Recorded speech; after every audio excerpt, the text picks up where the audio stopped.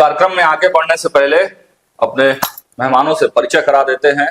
हर बार की भांति इस बार भी हमारे साथ जुड़ चुके हैं सिटी पोस्ट लाइव के editor in chief Shrikant Pratyush sir, आपका बहुत बहुत स्वागत है सर। और न्यूज हाट के editor in chief Amit Kumar Agarwal sir, आपका भी बहुत बहुत स्वागत है सर।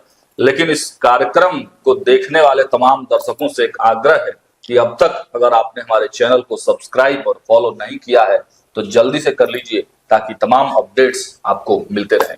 तो चलिए शुरू करते हैं। सर, निशांत की ज्वाइनिंग हो गई। बहुत दिन से आशाएं लगाई जा रही थी, बहुत आकांक्षाएं थी, डिमांड बहुत तरह तरह का था, लेकिन निशांत के ज्वाइनिंग के बाद भी अभी भी मामला शांत नहीं दिखाई दे रहा है। जदयू कार्यकर्ता ये डिमांड कर रहे हैं कि अगला सीएम निशांत ही हो। जदयू में निशांत की ज्वाइनिंग को लेकर और कार्यकर्ताओं के डिमांड को लेकर दोनों लोगों से पहली प्रतिक्रिया सर आपसे। देखिए, आज तो ज्वाइनिंग निशांत की हो गई और काफी भीड़ भी थी, लोग भी काफी इकट्ठा हुए थे और जोश खरोश भी देखने में काफी मिला। अब इस तरह के जो डिमांड हो रहे हैं वो आप इस ढंग से अगर देखेंगे कि पार्टी के अंदर से किसी के द्वारा जबरन इस तरह का डिमांड कराया जा रहा है, तो इसको उसी ढंग से देखा जा सकता है कि ये मुख्यमंत्री का डिमांड कराया जा रहा है निशांत के लिए। लेकिन आप अगर निशांत को देखेंगे तो अंदर से खबर तो यही उठ के आ रही है कि वो डिप्टी चीफ मिनिस्टर तक के लिए तैयार नहीं है। तो मुख्यमंत्री की बात ही अलग होती है और इतना फेरबदल होने के बाद भाजपा कोई दूसरा मुख्यमंत्री का चेहरा बनाए रखेगी ऐसा तो किसी हालत में दिखाई नहीं देता है। आपको क्या लग रहा है सर, इतना है तौबा और इतना हल्ला हंगामा के बाद अगर भाजपा का सीएम नहीं बनेगा तो फिर हटा? नीतीश कुमार ने जब ये फैसला लिया राज्यसभा जाने का तो उनके नीतीश ने ही फैसला लिया, बिल्कुल, तो उनके रिश्तेदार पहुंच गए, ठीक है ना, भगीना, मामा, साढ़ू, सारे लोग पहुंच गए और सबने पूरा दबाव बनाया कि आप अपना फैसला वापस लीजिए, जब तक आप मुख्यमंत्री बने रह सकते हैं बने रहिए। लेकिन नीतीश कुमार नहीं माने और उन्होंने दरवाजा बंद कर दिया। 8 बजे दरवाजा बंद कर दिया, बिल्कुल, बोले कि मैं सोने जा रहा हूँ, अब आप लोग जाइए, ठीक है। तो तमाम कोशिशें जब विफल हो गई तब लोगों ने तय किया कि भाई अब निशांत को मनाया जाए, ये कम से कम निशांत ही इनकी जगह ले ले। निशांत भी तैयार नहीं थे। 4 तारीख की जो सूचना है मुझे, निशांत ने साफ इनकार कर दिया, मुझे नहीं बनना है डिप्टी सीएम, मुझे नहीं जाना है राजनीति में। और उनके रिश्तेदार बता रहे हैं कि निशांत ने तो एकदम मना कर दिया था कि राजनीति में जाने से। 4 मार्च की बात कर रहा हूँ। निशांत भी इस फैसले से नाराज थे, मुख्यमंत्री जी के इस फैसले से नाराज थे? नहीं, नाराज नहीं थे, लेकिन वो दुखी तो है। वो तो चाहते थे कि नीतीश कुमार ही मुख्यमंत्री बने रहे। निशांत ऐसे पुत्र नहीं है जो चाहते थे कि पापा खाली कर दें हम बैठ जाए। निशांत तो सीएम की कुर्सी पर बैठने के लिए खुद अभी अपने को फिट नहीं मानते। वो मानते हैं सच्चाई, देखिए वो है कि अध्यात्म से जुड़े हुए हैं और वो मानते हैं कि राजनीति उनको नहीं आती, इसलिए वो राजनीति मानने को तैयार नहीं थे। लेकिन घर परिवार वालों ने, सुचिंतकों ने समझाया कि भाई पापा की उम्र ज्यादा हो गई है और राज्यसभा इसीलिए वो जा रहे हैं कि आप पार्टी संभालिए, आप भी पार्टी नहीं संभालिए तो पार्टी बिखर जाएगी। तो कितनी मेहनत करके उन्होंने पार्टी को बनाया है और बिहार को आगे ले गए। तो बिहार को भी आगे बनाए रखना है, पार्टी को भी बचाए रखना है, तो आपका आना जरूरी है, तब निशांत तैयार। कार्यकर्ताओं का भी भारी दबाव था, इस वजह से भी निशांत जो मान गए। देखिए, मानना तो था ही। जो डायनेस्टी राजनीति बोला जाता है तो इसको उस ढंग से हम लोग नहीं देख सकते हैं। लेकिन अगर निशांत को आप देखेंगे तो मुख्यमंत्री के पुत्र होने के बाद जितना सिंप्लिसिटी उनमें है, हमको नहीं लगता है कि भारत में किसी दूसरे नेता के किसी बच्चे किसी परिवार में एक, अगर आप उत्तर प्रदेश में योगी आदित्यनाथ को छोड़ दें, उनके परिवार को अगर छोड़ दें तो कहीं और देखने को मिला होगा। आप ये बीआईटी मिश्रा से पढ़े हुए हैं, आप देखिए जिस समय ये बीआईटी मिश्रा में थे 1998 के आसपास के बैच में ये वहां थे, इनके साथ सम्राट चौधरी हैं, उनके भाई भी थे, अरिजीत शाश्वत चौबे करके जो अश्वनी चौबे के बेटा है वो इनके साथ थे, इनके रूममेट थे। उसके अलावा इस्लामपुर के जो अभी विधायक हैं उनका रोहन रंजन या क्या नाम है, वो इनके साथ थे। इसके बाद हेमंत सोरेन भी इनसे एक दो साल ही सीनियर उस समय वहां पे बीआईटी मिश्रा में हुआ करते थे। तो सिंप्लिसिटी वैसी ही थी। और प्लस एक समय तो जरूर ऐसा आता है जब आदमी को अपना पद छोड़ना पड़ता है, एक उम्र उसका लिमिटेशन होता है। तो ये साफ दिखाई दे रहा था, नीतीश कुमार काम बहुत किए बिहार के लिए, अब उनकी बागडोर कोई तो लेगी। कोई पूरे बिहार में, जदयू में सेकंड लेवल का नेता तो आज तक तैयार कभी हो नहीं पाया 20-25 साल के पूरे इस टेन्योर में। तो सेकंड नेता के रूप में स्थापित अगर कोई हो पाएगा तो वो निशांत ही हो पाएंगे। और उनके ऊपर प्रश्न तो नहीं उठा, मतलब किसी हालत में नहीं उठाया, इसलिए नहीं जा सकता है। आप पूर्व में भी अगर देखेंगे, हेमंत सोरेन भी मुख्यमंत्री रहे। जब शुरू में हेमंत सोरेन मुख्यमंत्री रहे, उनके ऊपर भी सवाल उठ रहा था कि वो राज्य को चला पाएंगे कि नहीं चला पाएंगे। आप राजस्थान में देखिए, जब बीजेपी ने नाम अनाउंस किया भजन लाल, तो उनके ऊपर भी सवाल उठ रहा था। एमपी में भी उसी तरह से सवाल उठ रहा था। लेकिन राज्य चल रहे हैं, अच्छे तरीके से राज्य को चलाया जा रहा है। तो जब इनके पास बागडोर आएगी तो 100% ये अच्छे तरीके से जदयू को चला पाएंगे, इस राज्य को चला पाएंगे, अच्छा डिसीजन लेंगे। अभी तो नए नए ज्वाइन किए हैं। हाँ, समय आएगा ये अपनी टीम बनाएंगे। उस टीम में जहां ये आसानी से अपने बात को रख सकें, वहां डिस्कशन कर सकें, उस तरह की टीम जब तैयार हो जाएगी तो इनमें एक ताकत भी आएगा। अभी हो सकता है कि सीनियर लीडर्स हैं, उनके साथ बहुत तरह की मंत्रणा कर नहीं पा रहे होंगे। सर, आप उस पूरे कार्यक्रम के दौरान मौजूद रहे, लगातार आप कवर कर रहे थे। जो एक्टिविटी दिखी निशांत की, पैर छुआ, बातचीत किया, फिर वहां से निकलने के बाद हनुमान मंदिर गए, प्रसाद चढ़ाया, प्रसाद पत्रकारों को खिलाया, फिर मजार गए, हाईकोर्ट मजार पहुंचे। तो ये जो मतलब पूरे नीतीश कुमार की कॉपी दिख रहे हैं निशांत। बिल्कुल, देखिए दो तरह की बातें आ रही हैं। एक बात तो आ रही है कि 4 तारीख को निशांत ने मना कर दिया था हाँ। कि वो राजनीति में नहीं आएंगे। लेकिन इसके पहले भी कुछ खबरें मेरे पास आ रही थी कि निशांत पूरी तरह से तैयार हैं कि उनकी लॉन्चिंग हो जाए 1 महीना 2 महीना पहले। हाँ। और 4 तारीख को मना करते हैं। मतलब उनको दुख था कि पिता ने सीएम की कुर्सी छोड़ दी और वो सीएम की कुर्सी छोड़ने के पक्ष में नहीं थे, इसलिए उन्होंने कहा वो मना किया होगा। लेकिन नीतीश कुमार ने समझाया होगा कि देखिए ये कमिटमेंट की बात है। नीतीश कुमार को तो बीजेपी ने ही पहली बार मुख्यमंत्री बनाया, अटल बिहारी वाजपेयी। नीतीश कुमार 2020 में कितना कमजोर हो गए थे, 43 विधायकों वाली पार्टी के नेता हो गए थे। फिर भी बीजेपी ने दबाव नहीं बनाया। बीजेपी चाहती तो अपना सीएम बना सकती थी। वो बोल नीतीश कुमार ने भी नीतीश कुमार तैयार भी नहीं, वो असहज थे कि भाई हमारे विधायक बहुत कम है, बीजेपी के आधे हैं, फिर हम सीएम कैसे दावा करें पद पर। लेकिन बीजेपी ने उनको बना रखा। तो इस बार तो चुनाव के पहले ही कंसेंसस बन गया था कि सम्मानजनक विदाई उनकी होनी। ठीक है, अब अचानक हो गया ये।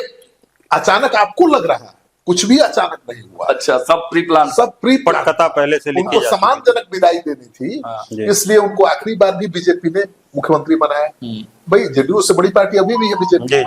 लेकिन नीतीश कुमार ने खूब सम्मान के साथ एग्जिट करने का फैसला लिया। ठीक है ना। तो अब कोई डाउट नहीं है। पहले मुझे भी लग रहा था कि कोई खेल तो नहीं है, नीतीश कुमार ऐसे कैसे सीएम की कुर्सी छोड़ देंगे। तरह तरह की बातें लोग कर रहे हैं, अभी भी कर रहे हैं। लगातार फोन हम लोग के सर आ रहे थे, कार्यकर्ताओं के, पॉलिटिकल लोगों के, कि इतना आसानी से जेडीयू के कार्यकर्ता आज क्या कर रहे थे, एकदम चेतावनी दे रहे थे बीजेपी को। कह रहे थे कि कोई कमजोर नस दबा के तुम उतार रहे हो गति से, तो छोड़ेंगे नहीं, अगले चुनाव में सबक सिखा देंगे। मतलब उनको ये लग रहा है कि बीजेपी ने उनको मजबूर कर दिया। लेकिन ऐसी कोई बात नहीं है, बीजेपी ने मजबूर नहीं किया है। बीजेपी को मजबूर करना होता तो पहले भी कर सकती थी। इस बार नीतीश कुमार ने स्वतः फैसला लिया है। और मैं बता दूं कि बीजेपी का ही सीएम बनने जा रहा है। और बीजेपी के बारे में कहा जाता है ना कि कोई नहीं जानता कि बीजेपी क्या करेगी। आज भी यही चर्चा चल रही है कि बीजेपी किसको सीएम बनाएगी, कोई नहीं जानता। सम्राट चौधरी जो बीजेपी के सबसे बड़े फेस हैं, उनके बारे में कहा जा रहा है कि उनको तो नहीं बनाएगी। लेकिन मेरा मानना है कि जो कहा जा रहा है उसका उल्टा होगा। अच्छा, अभी भी उल्टा होगा। आपका सब मानकर चल रहे कि सम्राट को तो नहीं बीजेपी बनाएगी, सम्राट को ही बीजेपी बनाएगी। चर्चा तो सर सम्राट की ही चल रही है लगातार। इस बार लगता है जो बीजेपी का मिथ है, आप कहीं भी किसी स्टेट में बीजेपी अगर सीएम बनाई है तो गेस नहीं कर पाया कोई भी कि कौन सीएम फेस होगा। लेकिन यहाँ पे ऐसा लगता है कि जिस तरह से राज्यसभा जाने का नीतीश कुमार वाला जो वाकया है वो लीक हुआ, ये सीएम वाला भी वाकया लीक हो चुका है और सम्राट के ऊपर ही लगता है मोहर इस बार देखिए, लगने अमित भाई वाली। है क्या कि यहाँ दूसरे राज्यों से अलग परिस्थिति है। यहाँ बीजेपी जिसको चाहे सीएम नहीं बना सकती है। यहाँ एक चेहरा चाहिए, हाँ। और चेहरा बीजेपी में सबसे बड़ा चेहरा सम्राट चौधरी का है। और वो और नहीं, जातीय समीकरण के हिसाब से भी वही फिट हाँ, वही फिट बैठते हैं। और सर नीतीश कुमार की लेजेसी को आगे ले जाने के लिए भी वही बिल्कुल जो है नीतीश फिट बैठते कुमार का हैं। लौकुश समीकरण, हाँ, लौकुश समीकरण, उसमें वो फिट बैठते हैं। लेकिन एक इसमें हम जोड़ना चाहेंगे श्रीकांत जी कि सम्राट चौधरी फिट बैठते हैं। आज के डेट में बिहार में एक्सेप्टेड नेता है ये। पूरा बिहार इनको एक्सेप्ट कर चुका है, और जिस तरह का इनका तौर तरीका है तो कनेक्ट भी हो जाते हैं जनता से, या जो पार्टी कार्यकर्ता हैं उनसे भी कनेक्ट हो जाते हैं, और इनका रुतबा इस ढंग का बन गया है कि एक्सेप्टेंस आसानी से अब आ भी जाएगी। लेकिन अगर लंबे रन में देखा जाए तो 2030 में फिर इलेक्शन होने वाला होगा विधानसभा का, तो क्या एक नित्यानंद राय भी फेस नहीं हो सकते हैं जिससे कि यादव वोट की सेंधमारी की जा सके? नित्यानंद राय तो अभी भी बहुत मजबूत कंटेंडर है। देखिए, अगर यादव वोट पे में सेंधमारी करने की रणनीति के तहत बीजेपी फैसला लेगी तो नित्यानंद राय ही पहले चॉइस हो सकते हैं। लेकिन यादव भावनात्मक रूप से आरजेडी से जुड़े हुए हैं, और इतना आसान नहीं है यादवों को तोड़ देना। इसलिए मैं कह रहा हूँ अलौकिक समीकरण को साझे रखना बहुत जरूरी है। सर, अभी बहुत बड़ा समय है। हाँ। 4 साल 5 साल का समय है, अभी विधानसभा इलेक्शन हुआ है सर। ये 4-5 साल में अगर कोई यादव चेहरा मुख्यमंत्री की कुर्सी पर अगर बैठता है तो भाई यादव भी अब आज के डेट में पहले की तरह कम पढ़े लिखे और ऐसा तो रह नहीं गए। तो यादव चेहरा में अगर किसी को मौका मिलेगा तो नित्यानंद राय को ही मिलेगा। नहीं, एक बात और इसमें हम आपको पूछना चाहेंगे आप लोगों से कि केवल वोट बैंक ही भाजपा देखती है क्या? अन्य राज्यों में जो एग्जाम्पल रहे हैं, क्या वोट बैंक के आधार पर ही मुख्यमंत्री का फेस तय होता है? पहला फैक्टर तो यही है किसी भी पार्टी के लिए। भाई आप सबसे पहले क्या देखेंगे? राजस्थान में भजन लाल शर्मा, देखिए वहां पे मिथ तोड़ना था, जहां पे पहले से ऐसा मिथ बन रखा है। बिहार, जैसे श्रीकांत जी ने बताया कि बिहार को आप दूसरे राज्यों से कंपेयर नहीं कर सकते हैं, जैसे आप बंगाल को नहीं कर सकते हैं, तो उसी पैटर्न पे आप राजस्थान एक अलग कर दें, और अगर आप एमपी में चले जाएंगे तो एमपी में उसी पैटर्न पे इन लोगों ने मुख्यमंत्री को चुना है।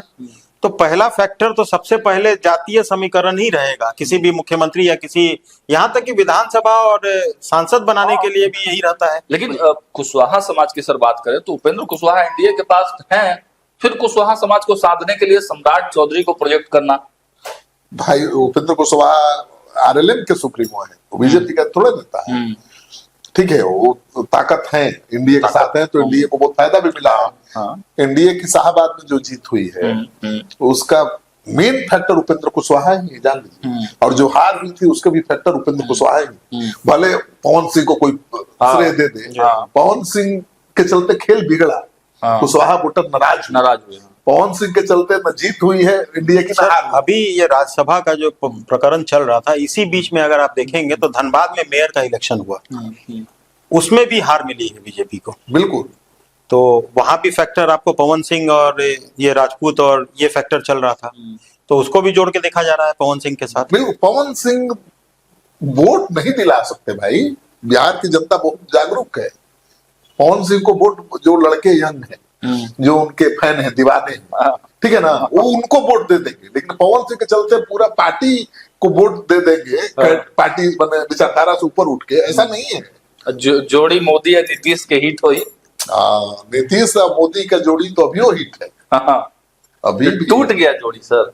बिल्कुल नहीं टूटा है, कभी नहीं अब टूटेगा। बिहार में तो 2030 तक की बात हो रही थी कि नीतीश ही रहेंगे, तो निशांत रहे या नीतीश रहे, इसमें कहाँ अंतर है? तो जोड़ी तो वही बनी हुई है। आज भी एनडीए में ही है नीतीश कुमार, जदयू एनडीए का ही पार्ट है, तो टूटने की तो कहीं से कोई संभावना ही नहीं है। चलिए आगे बढ़ते हैं इस मुद्दे को लेकर। देखिए निशांत के बारे में एक चर्चा सर और निकलकर सामने आ रही है कि चंपारण से वो यात्रा पे निकलेंगे, और दूसरी तरफ मुख्यमंत्री नीतीश कुमार भी जो बचा हुआ उनका समृद्धि यात्रा का जो फेज था, तो वहां वो निकलने वाले हैं।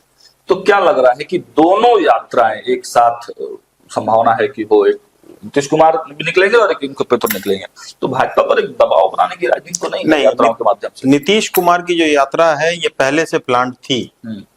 ऐसा नहीं है कि ये राज्यसभा वाला प्रकरण होने के बाद से यह यात्रा का कोई प्लान आया है। और प्लस इसके बावजूद राज्यसभा जाने अभी तो टाइम है, अभी 16 को पहले इलेक्शन होना है, फिर 10 अप्रैल तक उसका रिजल्ट आएगा, तो अभी 1 महीना का समय है। और ये पहले से ही अनाउंस है कि नीतीश कुमार का जो भी प्लान था वो इम्प्लीमेंट करवाने की पूरी जवाबदेही वो ले रखे हैं कि हम यहाँ रहें बिहार में या न रहें, जो भी कार्य जो अधूरा पड़ा है उसको वो पूरा करने के लिए बाध्य हैं। और निशांत को भी इसी लाइन पे वो लेके जा रहे हैं। तो सीमांचल के इलाके में उनकी जो यात्रा है वो हो रही है, इसका भी कोई फैक्टर देखते हैं? फेज वाइज प्लान था कि कहाँ कब जाना है। 10 तारीख से वो कोसी सीमांचल की यात्रा पर रहेंगे और निशांत को तो इसलिए यात्रा पर भेजा जा रहा है कि एक्सपोजर हो और जनता से 1 to 1 कनेक्टिविटी और लोगों से जुड़े, लोगों को अभी लोग भी जाने भाई निशांत। देखिए नीतीश कुमार ने जिस तरह से रिजाइन किया है उसकी वजह से निशांत को लेकर बहुत सिंपैथी है। हाँ, देखिए बहुत पॉलिटिकल माइलेज मिल रहा है इसमें जेडीयू को, है ना। तो वही मेरा कहना है कि सर ये पॉलिटिकल माइलेज सीएम पद के लिए तो नहीं है। अरे भाई नहीं, सीएम पद तो नीतीश नहीं चाहे तो अभी भी बीजेपी नहीं लड़ सके। अच्छा, नीतीश कुमार बेचारा थोड़े हैं, हाँ, अभी भी कोई ऑप्शन नहीं है बीजेपी के पास। सर नीतीश ये, कुमार ये, के पास ये ऑप्शन है। सच्चाई है कि मतलब नीतीश कुमार जिसको चाहेंगे वही सीएम होगा बिहार में अभी भी? हम इससे बहुत ज्यादा इत्तेफाक नहीं रखते। हाँ, ये जैसे श्रीकांत जी बता रहे हैं कि नीतीश जी अगर चाहें कि वो सीएम खुद रहे या फिर अपने बच्चे को सीएम बनाए, निशांत को सीएम बनाए, तो इसमें कोई आदमी इंटरफेयर नहीं कर पाएगा। लेकिन अगर बीजेपी अपना सीएम बनाना चाहती है, हम इस चीज से इत्तेफाक नहीं रखते हैं कि इसमें नीतीश कुमार का कोई ऐसा इंटरफेरेंस माना जाएगा बीजेपी नहीं, के द्वारा। नीतीश कुमार ने बीजेपी के लिए छोड़ दिया है, बीजेपी तय करे बीजेपी जिसको बनाना है, लेकिन सरकार में हस्तक्षेप, तगड़ा हस्तक्षेप रहेगा हमेशा नीतीश कुमार का। विधानसभा सर रहना भी चाहिए अलायंस में, और रहना भी चाहिए। विधानसभा अध्यक्ष का पद भी चाहिए जदयू। मतलब हम लोगों को, मतलब हमें ये नहीं लगता है कि विधानसभा अध्यक्ष का पद जदयू के खाते में बीजेपी जाने देगी। गृह मंत्रालय भी जेडीयू की तरफ से मांगा जा रहा है, विधानसभा अध्यक्ष का भी मांगा जा रहा है, लेकिन दोनों पद मुझे नहीं लगता है, जैसा कि अमित जी ने कहा, कि बीजेपी देगी। देखिए गृह मंत्रालय के बिना क्या सरकार, ठीक है ना। नीतीश कुमार अब सम्राट जी बन गए गृह मंत्री, तब भी कहा जा रहा था ना कि भाई कंट्रोल अभी भी नीतीश कुमार के हाथ में। सर इसमें एक विवाद कंट्रोल था क्योंकि सामान्य प्रशासन विभाग नीतीश कुमार के अंडर ही था। तो सर दोनों बात सही कैसे हो सकता है? पहले जब गृह मंत्री सम्राट चौधरी बने तो ये कहा जाने लगा कि गृह मंत्री तो है लेकिन लगाम सीएम आवास में, तो सामान्य प्रशासन विभाग। तो अभी सीएम अगर बीजेपी की होगी और गृह मंत्री कोई भी बन जाए, लगाम तो सीएम के पास होना चाहिए।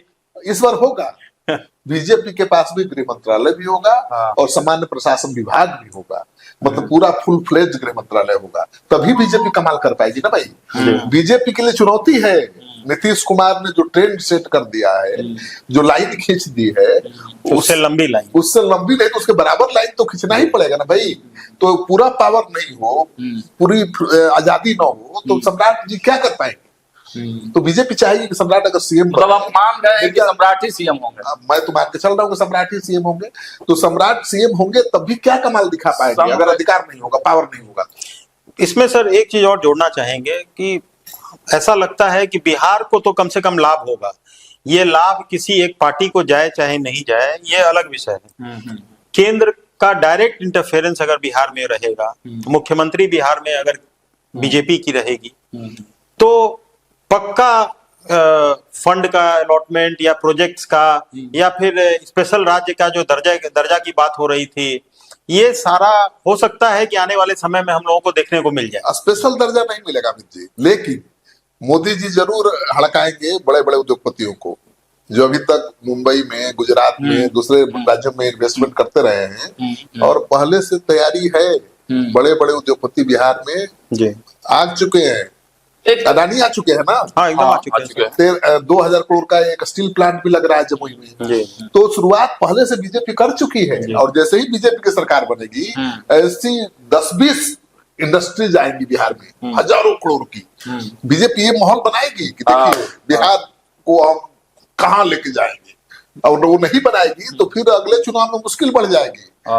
समझ रहे हैं ना? मतलब ये साफ है कि भाजपा के सीएम बनते ही एक बार बड़ी तस्वीर और तकदीर बिहार की बदल सकती है, बदलने वाली है। चलिए आगे बढ़ते हैं। और एक चर्चा और अक्सर निकलकर सामने आ रही है कि जदयू में ही अब चुनाव होना है, राष्ट्रीय कमेटी का एक बार फिर से जो है दिल्ली में या कहीं भी, पिछले बार तो दिल्ली में ही हुआ था राष्ट्रीय कमेटी का, अब फिर से होगा। और राष्ट्रीय अध्यक्ष और राष्ट्रीय कार्यकारी अध्यक्ष के बदलने की चर्चाएं और सुगबुगाहट तेज हो गई है।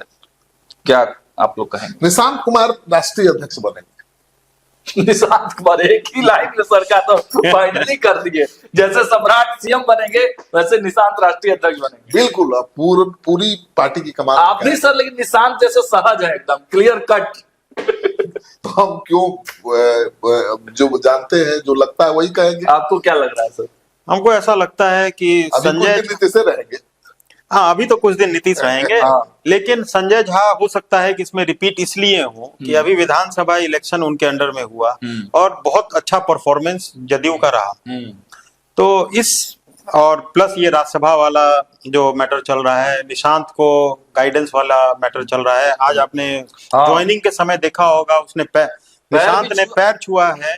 पैर तो वो सबका छू रहे थे सर, लेकिन एक एक बात जो है ना, वो 1 to 1 ललन सिंह थोड़ा दूर बैठे हुए थे, संजय झा हर समय निशांत के एकदम बैरम खान वाली भूमिका में दिखाई दे रहे थे। तो भाई वो उनको गाइड करने के लिए कुछ एक आदमी को तो डिप्यूट किया गया होगा ना। संजय झा नहीं हटेंगे, वो रहेंगे, फिर से कार्यकारी अध्यक्ष वही बने। बिल्कुल वही बनेंगे। नीतीश कुमार भी अभी राष्ट्रीय अध्यक्ष रहेंगे कुछ दिन तक, लेकिन आखिरकार पार्टी की कमान तो निशांत के हाथ में ही आनी है। देखिए, नीतीश कुमार छोड़ेंगे राष्ट्रीय अध्यक्ष का पद तो किसी तीसरे नेता को नहीं जाएगा, वो निशांत को ही मिलेगा। अब देख लीजिएगा। एक चर्चा सर मनीष वर्मा की भी हो रही है कार्यकारी अध्यक्ष के तौर पे। आज अगर जो वीडियो मेरे सामने आया, जो वीडियो हमने देखा है, उसमें तो कहीं भी डायस पे मनीष वर्मा दिखाई तो नहीं दिए, नीचे बैठे हुए थे। तो भाई अगर कोई आदमी आपको डायस पे दिखाई नहीं दे रहा है, उसको आप राष्ट्रीय अध्यक्ष या राष्ट्रीय कार्यकारी अध्यक्ष के लिए मनोनीत करने का या चयनित करने की बात कर रहे हैं, तो ये कहीं से मेल तो नहीं खा रहा है। देखिए, दिक्कत ये है कि वो आईएएस अधिकारी है नीतीश कुमार के बहुत भरोसेमंद, लेकिन पार्टी के जो नेता है, नेता कभी नहीं चाहेगा कोई अधिकारी उनके ऊपर हो जाए, तो पार्टी में एक राय नहीं है उन पर, और इसीलिए वो पिछड़ते जा रहे हैं। सर, इसी से बाहर आने मतलब इसी से बाहर आना चाह रहे थे, इसीलिए तो इतना लंबा चौड़ा प्रकरण हुआ। बिल्कुल, तो ये आसान नहीं है। संजय झा अगर राष्ट्रीय कार्यकारी अध्यक्ष पद से हटते भी है तो मान लीजिए कि वो केंद्र में मंत्री होंगे। निशांत जदयू की कमान रहे चाहे नहीं रहे, निशांत की कमान उनके हाथ में रहेगी, संजय झा की। तो पार्टी ही नीतीश कुमार और निशांत की पार्टी है। अभी तक सर्वे जो भी मेन लीडर जदयू में कहा जाता था तो वो नीतीश कुमार को कहा जाता था। अब उनके बाद कौन हो सकता है? उनके बाद निशांत के अलावा कौन हो सकता है? देखिए, निशांत जदयू में नीतीश कुमार के बाद जो बड़े नेता हैं, ललन सिंह, संजय झा, यही है ना, दोनों विजय चौधरी, ये तीनों नेता नीतीश जी के जो फार्मूला है, जातीय समीकरण है, कुर्मी कुशवाहा, उसमें फिट बैठ अति पिछड़ा, उसमें नहीं फिट बैठते हैं। बिल्कुल। तो नीतीश कुमार की जगह कोई ले ही नहीं सकता है तीनों में से कोई, वो निशांत ही ले सकते हैं, और इसीलिए निशांत को लाना जरूरी है। इसलिए निशांत को कोई कंट्रोल नहीं कर पाएगा। अभी आपको लग रहा है निशांत बहुत सीधे हैं, सबके पैर छू रहे हैं, राजद कुर्सी सिखा देगी, निशांत बदलेंगे, इतना बदलेंगे कि आप उम्मीद नहीं किए होंगे। राजद में सर तेजस्वी यादव का एक्सेप्टेंस क्यों आ गया? क्योंकि लालू जी के पुत्र थे। तेज प्रताप का क्यों आया? क्योंकि लालू जी के पुत्र थे। बिल्कुल। तो सर मतलब राजशाही मानसिकता अभी भी हम लोग के मन में, दिलों में है ना? एकदम है। एक्सेप्टेंस उससे, देखिए, इससे बाहर आना बड़ा मुश्किल है, खासकर बिहार, उत्तर प्रदेश, हरियाणा, इन सब जैसे जगहों से जो राज्य हैं उनमें ऐसी जो मानसिकता है ना, उससे बाहर आना, साउथ में भी आप देख लीजिए, उससे बाहर आना बड़ा कठिन है। पशुपति पारस कोशिश करते रह गए ना, रामविलास पासवान जी का उत्तराधिकारी बनने का, बन पाए। लालू जी का उत्तराधिकारी उनका पुत्र ही बना है ना, तो नीतीश कुमार का उत्तराधिकारी हम आप बन जाएंगे, वो निशांत ही बनेंगे। और निशांत जो अभी सीधे दिख रहे हैं वो बहुत परिपक्व होते हुए नजर आएंगे। लेकिन निशांत को अपनी एक टीम बनानी होगी, संजय और ललन के अलावे अपनी खुद की टीम बनानी होगी। आसानी तभी रहेगा, और ये बनाएंगे, ऐसा नहीं है भाई। जब आगे समय आएगा तो जरूर ये अपनी एक टीम बनाएंगे, क्योंकि जो सीनियर लीडर संजय झा हैं, ललन सिंह हैं, या फिर ललन सराफ हैं, विजय चौधरी हैं, उनके साथ उतना सुगम डिस्कशन और सब चीज पे बैठना बड़ा कठिन उनके लिए हो जाएगा। तो उनको एक अपनी टीम बनानी पड़ेगी, जिससे कि वो और आसानी से अपने डिसीजन ले सके। एक विजुअल हम यहाँ दिखाना चाहेंगे। देखिए, निशांत कुमार ने सबको प्रणाम तो किया, ललन सिंह को प्रणाम किए, और कुछ बातचीत होने लगी उन लोगों में तो तुरंत उनके कंधे में हाथ डाल दिए। वो विजुअल थोड़ा चलाइए। दोस्ताना व्यवहार है और पार्टी की कमान आ गई है भाई। वही ना बोला कि उनको कोई हैंडल नहीं कर पाया, नहीं पाया। सर, एक तस्वीर और वायरल हुई थी। अब देखिए कि संजय झा और ललन सिंह या विजय चौधरी कोई थे, और निशांत बीच में दोनों पे, बिल्कुल एक तरफ पर ललन सिंह थे, एक तरफ विजय चौधरी, और बीच में दोनों के कंधे पर वो तस्वीर भी अगर है तो दिखाइए थोड़ा। तो नहीं दिख रहा है, निशांत नेता की तरफ ट्रीट कर रहे हैं। तो बॉस इज ऑलवेज बॉस। हाँ, बॉस मान भी चुके हैं दोनों। मतलब जो भी सीनियर नेता है वो मान चुके हैं कि मेरा बॉस निशांत ही है, मानना भी पड़ेगा भाई। सर, आप बीजेपी में ही देख लीजिए, ये जताना पड़ रहा है कि आप माने, जिनको बनाया गया है वो आपके सुप्रीमो हैं, वो राष्ट्रीय अध्यक्ष हैं। तो भाई यहाँ भी तो वही सेम उसी तर्ज पे आपको आगे बढ़ना पड़ेगा। चलिए, तो निशांत बॉस बन चुके हैं, आगे क्या कुछ होगा? तो परिवर्तन की सुगबुगाहट केवल बिहार में नहीं, बंगाल में भी है, और भाजपा ने तो नारा भी दे दिया है, पलटानो दरकार, चाय बीजेपी सरकार।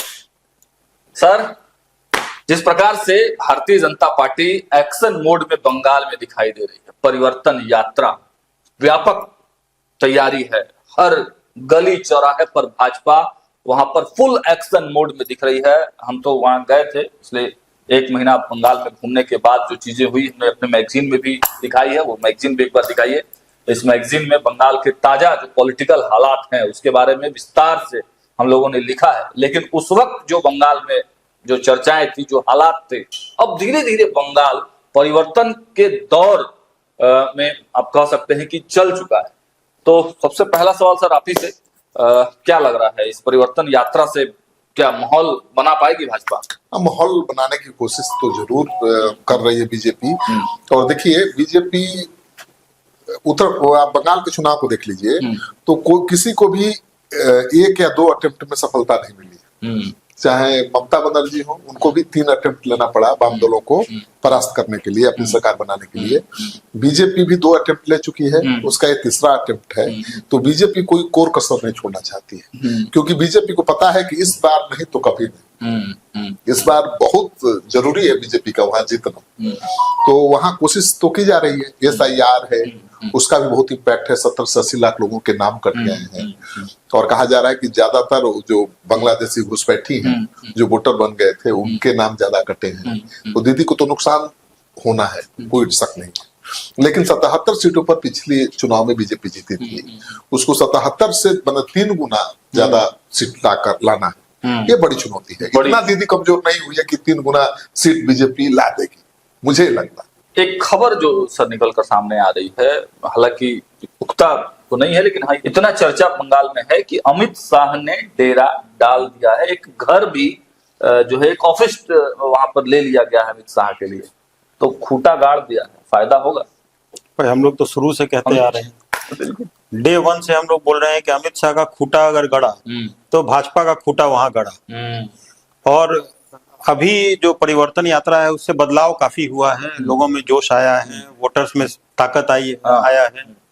तो अब उम्मीद कर रहे हैं कि पहले अभी तक 15 दिन पहले तक अगर आप बोलेंगे तो बहुत अच्छा दिखाई नहीं दे रहा था। आप भी कवर करने के लिए गए थे, तो वो जोश खरोश, वो हिम्मत, वो ताकत वोटर्स में दिखाई नहीं दे रही थी। SIR वहां कोई मुद्दा नहीं है, बिल्कुल नहीं। SIR को लेके किसी के मन में भी कोई किंतु परंतु नहीं है, सब बहुत खुश हैं SIR को लेके। बिल्कुल 70-80 लाख वोटर्स कट रहे हैं, उसमें से मैक्सिमम वोटर्स ऐसे ही हैं जो बांग्लादेशी घुसपैठिए हैं, जो अपने आप को प्रूव नहीं कर पा रहे हैं। लेकिन सबसे बड़ा फैक्टर अगर बंगाल में आप देखेंगे, जो योजना दीदी के द्वारा चलाया जा रहा है, जैसे लक्की भंडार योजना, अभी जो अनएम्प्लॉयड लड़के हैं 24 साल से लेके 40-41 साल तक के लिए उन लोगों को 1400-1500 रुपए के आसपास दीदी के द्वारा फिर अनाउंस किया गया है।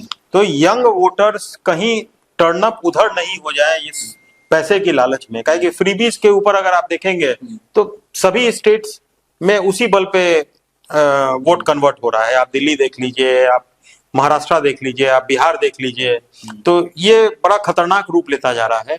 और फ्रीबीज का बहुत लंबा फेयर लिस्ट है बंगाल में, अगर आप देखेंगे वो उसको कैसे बीजेपी ओवरकम करेगी, ये बहुत बड़ा चैलेंज है। क्योंकि बीजेपी भी अनाउंस कर रही है, जैसे लक्ष्मी भंडार योजना में अगर दीदी के द्वारा 1000 रुपया दिया जा रहा है, बढ़ा के 1500 रुपया कर दिया गया। बीजेपी अगर 3000 कर दे या 10,000 रुपया कर दे, विश्वास कितना वहां के लोग कर पाते हैं। जैसे बिहार में आपने देखा होगा कि महागठबंधन के द्वारा अनेक योजनाओं का योजना निकाली गई थी, बताई गई थी, लेकिन विश्वास कर नहीं पाए। रूलिंग गवर्नमेंट के ऊपर ज्यादा विश्वास किया करते हैं। जो रूल करता है उस पर ज्यादा विश्वास होता है। और देखिए मैंने भी वहां खुद जाकर कवर किया है। बिल्कुल वहां पर जो यूथ है सर, भले ही आप कितना पैसा दे दीजिए यूथ को, वहां पर नाराजगी तो है। अनएम्प्लॉयमेंट एक बहुत बड़ा मुद्दा है, वहां रोजगार की कमी लोगों के है, लोग पलायन कर रहे हैं और पलायन करके दूसरे स्टेट में जाते हैं, तो ये समस्या एक बहुत बड़ी। तो ये नाराजगी अगर आप बंगाल की बात कर रहे हैं, तो ये नाराजगी तो वहां के स्टेट से होनी चाहिए, जो वहां मुख्यमंत्री है उससे होनी चाहिए। तो आपको लगता है कि ये 1400-1500 रुपए की का ये जो योजना निकाला जा रहा है, उससे ये नाराजगी खत्म होने वाली है? नहीं, बिल्कुल नहीं खत्म होगी सर। जहां तक हमने जो युवाओं से बातचीत किया है, बिल्कुल यह नाराजगी खत्म होने वाली नहीं है। लेकिन अब देखिए भाजपा भी लगी हुई है, टीएमसी भी लगी हुई है। सर आपको क्या लग रहा है, मतलब यूथ को अगर फ्रीबीज दे दिया जाए तो यूथ विश्वास कर लेगा?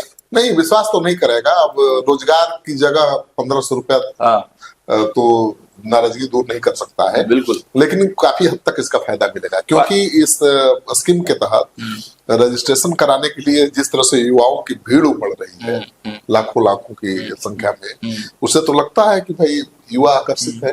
लेकिन युवा केवल 1500 रुपए का फायदा तो लेना चाहते हैं, लेकिन 1500 रुपए के चक्कर में वोट दे देंगे, नौकरी की उम्मीद छोड़ देंगे, ऐसा नहीं है। तो ममता दीदी को भी लग रहा है कि लड़ाई थोड़ी टफ होती जा रही है, तभी उन्होंने इस योजना की शुरुआत और तभी वो धरने पे भी बैठी हैं, लगातार धरने पे है दीदी। और इसी धरने पर बैठने के कारण एक बड़ा विवाद जो है वो खड़ा हो गया है। महामहिम राष्ट्रपति जो है वो वहां पहुंचती हैं और उनको रिसीव करने नहीं जाती ममता बनर्जी।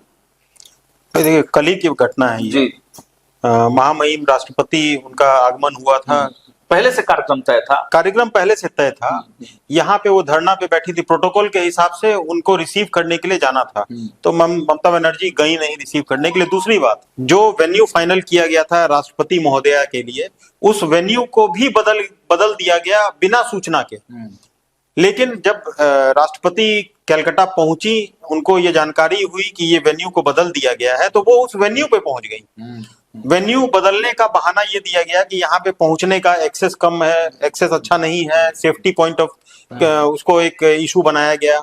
दूसरा, वहां पे काफी भीड़ इकट्ठा नहीं हो सकती है, जगह उतना नहीं है, ये ऐसा बहाना बनाया गया। जब राष्ट्रपति वहां पहुंची तो उन्होंने अपने स्टेटमेंट में कहा है कि ये ऐसा जगह है जहाँ पे 2-4-5 लाख लोग जमा हो सकते हैं, जाने आने की भी कोई समस्या नहीं है, तो वेन्यू बदलना बिल्कुल गलत था। तो ये बहुत बड़ा सवाल खड़ा करता है। हाँ बिल्कुल, वहां के राष्ट्रपति के सुरक्षा से जुड़ा हुआ मामला, और मतलब वेन्यू बदल देना है, मतलब एक पॉलिटिकल लीडर की तरह ट्रीट कर रही थी ममता बनर्जी। प्रधानमंत्री जी अगर गए होते, हाँ, प्रोटोकॉल तो ये भी कहता है कि प्रधानमंत्री को भी सीएम रिसीव करे, हाँ बिल्कुल, लेकिन चुनाव में प्रोटोकॉल काम नहीं करता। हाँ ठीक है, लेकिन राष्ट्रपति तो सबसे ऊपर है, वहां पार्टी के लाइन पर उनको नहीं देखा जा सकता है। अगर राष्ट्रपति महोदया वहां पहुंची थी तो प्रोटोकॉल ये कहता है कि मुख्यमंत्री को कायदे से उनको रिसीव करना चाहिए था। धरना पर बैठी थी तो उठ के जा सकती थी कुछ देर के लिए, कोई नहीं गया सर, लेकिन वो नहीं गई। ये माने मर्यादा के खिलाफ है।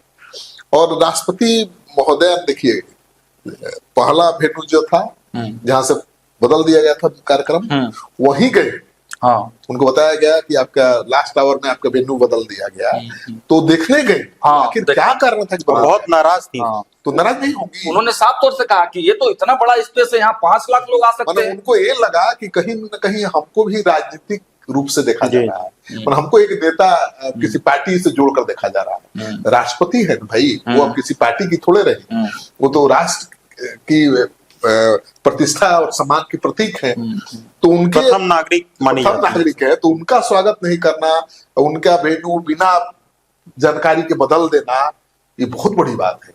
नहीं तो राष्ट्रपति थोड़ा बयान देती, हाँ वो उस वेन्यू पर थोड़ा जाती जहां से कार्यक्रम बदल दिया गया, उनको बताया गया होगा कि अब हाँ। यहाँ नहीं है, हाँ। फिर भी हो गई। हाँ और कहा है कि यहाँ तो 5 लाख लोग आ सकते थे, फिर क्यों बदल दिया गया?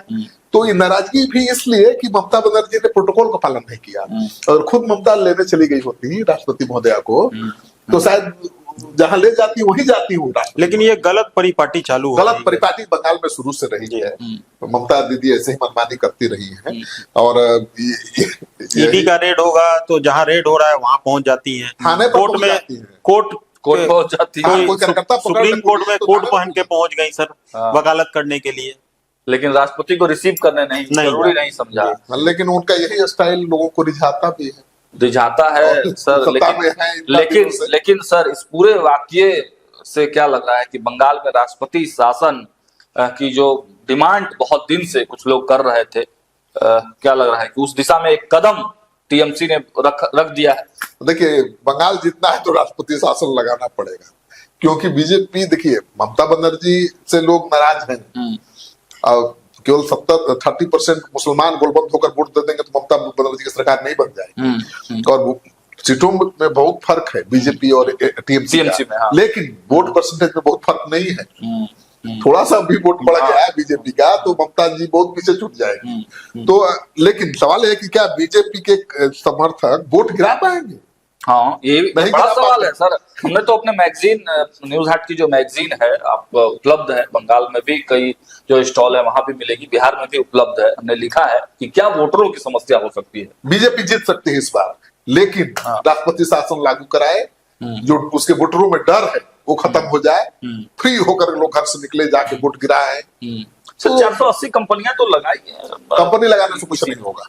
भाई, कंपनी लगाने से क्या हो जाएगा? जब तक आप वोटर्स में, क्या भाजपा ये इंश्योर कर पा रही है अपने वोटर्स को कि एडवर्स सिचुएशन में अगर भाजपा सरकार नहीं बना पाती है, उसके बावजूद भी वो उसके साथ है? अगर ये आश्वासन वोटर्स को मिल जाता है तो 100% जितने वोटर्स उसके कोर वोटर्स हैं एक भी चूकेंगे नहीं, सब आगे बढ़ के वोट देंगे। और एक इनपुट आपके पास भी आया था कि कैसे मतलब टीएमसी के कार्यकर्ता जो है बूथ तक ले जाते हैं, वो क्या प्रक्रिया है और क्या कैसे? वहां कैडर काम करता है, और ये कैडर सिर्फ आप समझ लीजिए तृणमूल के समय से नहीं है, ये सीपीएम के टाइम से ये कैडर चला आ रहा है। उसको अडॉप्ट टीएमसी ने कर लिया। हो सकता है कि आगे वाले समय में अगर बीजेपी सत्ता में आती है तो यही कैडर वो भी अडॉप्ट कर सकती है। उस कैडर में क्लब्स होते हैं, जितने क्लब हैं पूरे बंगाल में, दुनिया भर के क्लब है। एक एक मोहल्ले में 2-2, 3-3 क्लब है जिसको सरकार के द्वारा पैसा भी दिया जाता है। वो क्लब वाले को एक एक आइडिया रहता है कि यहाँ पे कितने वोटर्स हैं, क्या उम्र के वोटर्स हैं, उनके पास पूरी लिस्ट होती है। वहां पे सरकार की तरफ से या तृणमूल पार्टी की तरफ से उन लोगों को फंडिंग किया जाता है, जिससे वोटर्स को वो टर्न अप करा के बूथ तक लेके आए। उसमें वो लोग चयनित करते हैं कि कितने वोटर्स 40 साल के हैं, 60 साल के हैं, 80 साल के हैं। जो वोटर्स पैदल चल के नहीं आ सकते हैं बूथ पर, उनके लिए उनके लिए टोटो की व्यवस्था की जाती है, उनके लिए खाने की, नाश्ता की सभी व्यवस्था की जाती है। तो इतना स्ट्रॉन्ग उन लोगों का फॉलोअप है।